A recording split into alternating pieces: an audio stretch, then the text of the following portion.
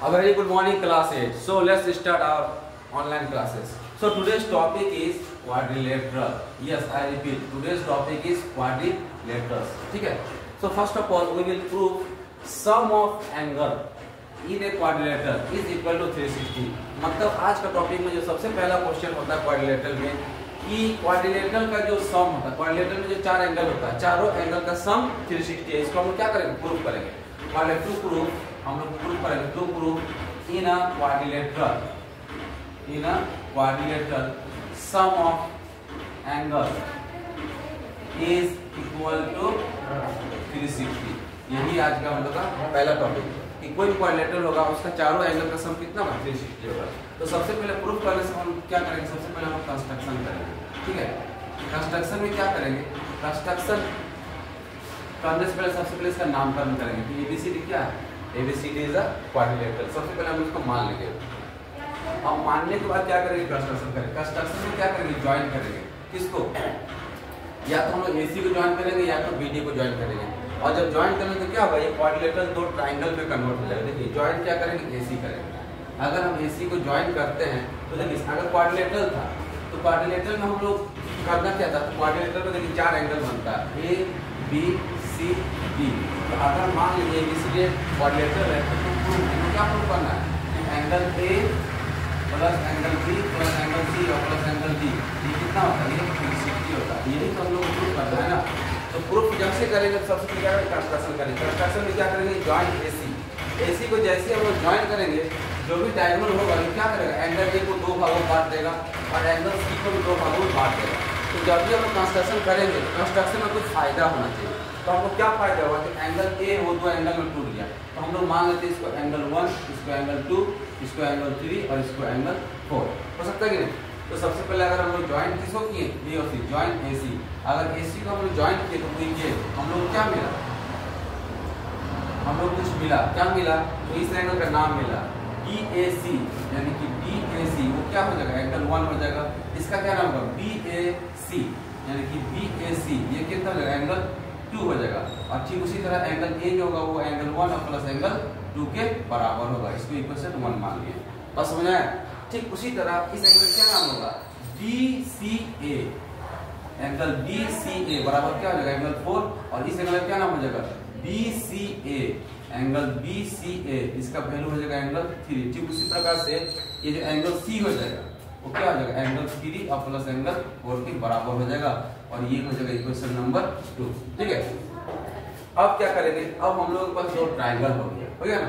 तो अगर हमको ये गेट हो गया तो हम लोग क्या करेंगे? प्रूफ करेंगे. देखिए अब कैसे हम लोग प्रूफ करेंगे? इन अ ट्रायंगल, इस ट्रायंगल को ले लीजिए. सबसे पहले दो ट्रायंगल हो गया, दोनों का वैल्यू निकालेंगे और क्या करेंगे? दोनों को सम करेंगे. इस ट्रायंगल क्या नाम हो जाएगा? DAC. In a triangle DAC. DAC में हम क्या जानते हैं? ये एंगल मोटा एंगल है. ये हो गया D और प्लस ये हो गया एंगल 1 और प्लस ये हो गया एंगल 4. और हम लोग क्या जानते हैं कि ट्रायंगल का सम कितना होता है? 180 होता है. ये हो गया इक्वेशन नंबर 3. पता है ना कि ट्रायंगल का तीनों एंगल का सम 180 होता है. तो एक ट्रायंगल से हमको ये चीज मिल गया. अब आगे सेकंड ट्रायंगल में इसका क्या नाम होगा? तो इन ट्रायंगल. अब कौन सा ट्रायंगल में काम करेंगे? ABC में काम करेंगे. In triangle ABC. ABC में क्या होगा? एंगल B होगा और प्लस यहाँ से 2 होगा और 3 होगा.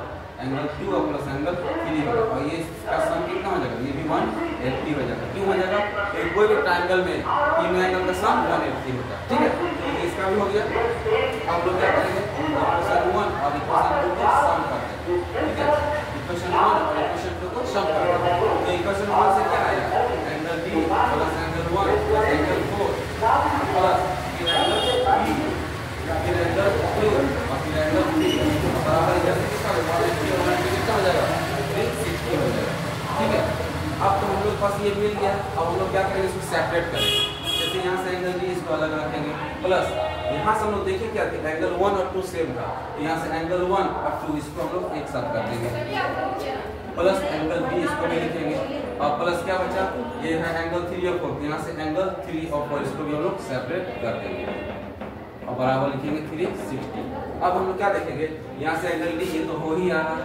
एंगल 1 और 2 मिलकर क्या बना रहा था? एंगल 1 और 2 मिलकर देखिए एंगल A बना रहा था. तो ये 1 और 2 के बदले हम लोग एंगल A लिखेंगे प्लस ये भी बी हम लोग को इक्वेशन से ही मिला हुआ था, और प्लस यहाँ से 3 और 4, तो यहाँ से 3 और 4 मिलकर क्या बना था, एंगल सी बना, तो यहाँ से लिखेंगे एंगल सी बराबर 360 हो गया। अब इसी लाइन को थोड़ा सा क्या करेंगे, अरेंज कर देंगे, तो ये क्या लिखा हो, angle A plus angle B plus angle C plus angle D बराबर 360, और यही तो हम लोग को चाहिए था, देखिए यही चाहिए था, तो हो गया क्या ग्रुप। इससे हमको पता चल गया कि कोई भी क्वाड्रिलेटरल का जो 4 एंगल होता है, चारों एंगल का सम कितना होता है, 360 होता है, तो हम लोग का प्रूफ हो गया। अब इससे रिलेटेड कुछ आप लोग क्वेश्चन बनाएंगे, ठीक है, जो आपको बुक में दिया होगा। जैसे पहला क्वेश्चन दिया हुआ कि अगर कोई क्वाड्रिलेटरल, आई रिपीट, अगर कोई क्वाड्रिलेटरल है, जिसको मान लेते हैं ABCD, तो अगर कोई क्वाड्रिलेटरल है और उस क्वाड्रिलेटरल का सम, सॉरी उस क्वाड्रिलेटरल का 3 एंगल दिया हुआ 76, तो मान लेते कोई भी, इसी को मान लेते 76, और इसको क्या मान लिए, ये है 54 और ये कितना है 108, ठीक है 108, तो हमको 4th एंगल निकालना है।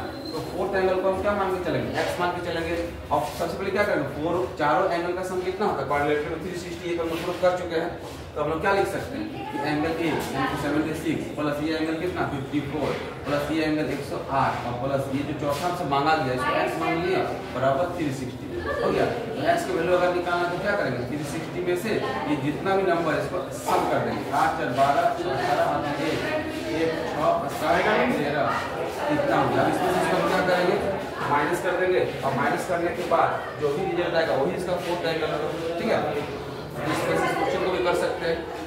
अब हम लोग देखते हैं क्वेश्चन नंबर 5, इसमें देखिए क्या है, तो सारे एंगल का, शांति से, सारे एंगल का रेशियो दिया हुआ, यानी कि 3:5:7:8:9, क्वाड्रिलेटरल का चारों एंगल का इसमें रेशियो दिया, और हम लोग क्या जानते हैं कि रेशियो में कोई भी नंबर जो है फुल नहीं रहता, तो कंप्लीट करने के लिए हम लोग क्या करते हैं, उसमें x डाल देते हैं, तो क्या हो जाएगा, ये 3x, दूसरा में हो जाएगा 5x, तीसरा 7x, तो चौथा 9x बराबर 360।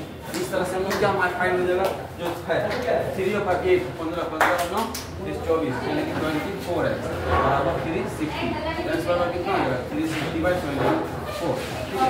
इस तरह से x का वैल्यू हम लोग निकाल लेंगे, और जो भी x का वैल्यू आएगा ये जब हम इसे पुट कर देंगे तो मेरा क्या हो जाएगा, उल्टा बूटी जो है मेरा एंगल फाइंड हो जाएगा। तो ये हम आधा इसलिए करके रखें क्योंकि हम आपका होमवर्क छोड़ दें, ठीक है। काट 2 का टेबल में कट जाएगा 12 में, और ये 180 में, तो 12 टेबल में कट जाएगा 15 बार, यानी x का वैल्यू कितना है 15 है, और यही 15 क्या करेंगे, सारे में हम लोग मल्टीप्लाई करेंगे, इस तरह से हम लोग का चारों एंगल फाइंड हो जाएगा, ठीक है।